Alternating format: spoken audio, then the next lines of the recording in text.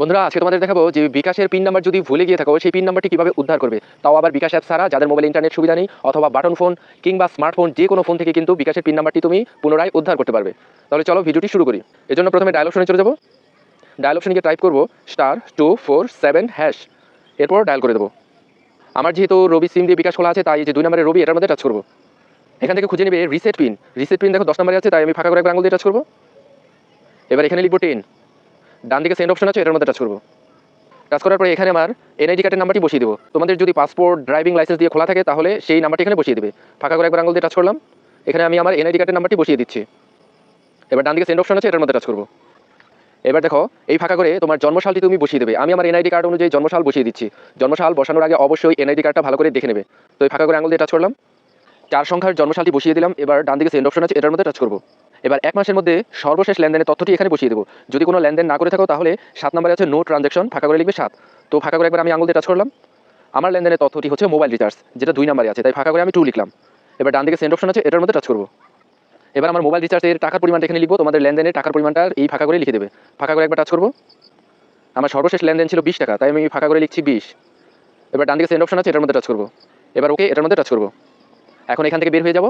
এখনই একটা এসএমএস চলে আসবে। এসএমএসে একটা অস্থায়ী পিন নাম্বার থাকবে, মানে টেম্পোরারি পিন নাম্বার। যাই হোক, অস্থায়ী পিন নাম্বারটা এখন আমি এসএমএস থেকে দেখে নিচ্ছি। সবার উপরে দেখো বিকাশ থেকে আমার একটা মেসেজ চলে এসেছে, এটার উপরে টাচ করবো। পিন নাম্বারটা আমি দেখে নিলাম। এবার এখান থেকে বের হয়ে যাবো। আবার ডায়াল অপশনে চলে যাবো।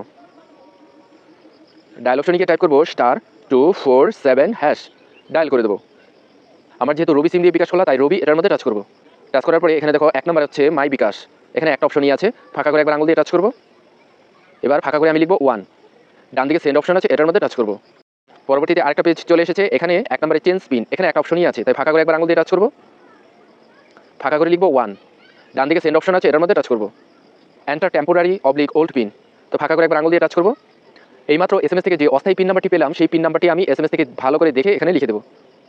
অস্থায়ী পিন নাম্বারটি আমি লিখে দিলাম। এবার ডান দিকে সেন্ড অপশন আছে, এটার মধ্যে টাচ করবো। এবার enter a 5 digit new pin, ফাঁকা করে আঙুল দিয়ে টাচ করবো।